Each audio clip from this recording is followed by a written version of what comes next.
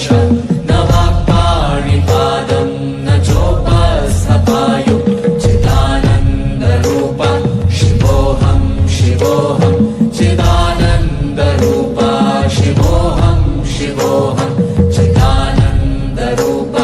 शिवोऽहं शिवोऽहं न मे द्वेषरागौ न मे लोभमोहौ न मे वैमदो नैव मात्सर्यभावः न धर्मो न चार्थो न कामो न मोक्षः चिदानन्दरूप शिवोऽहं शिवोऽहं चिदानन्दरूप शिवोऽहं शिवोऽहं चिदानन्दरूप शिवोऽहं शिवोऽहं न पुण्यं न पापं न सौख्यं न दुःखं न मन्त्रो न तीर्थं न वेदा न यज्ञः अहं भोजनं नैव भोज्यं न भोक्तुं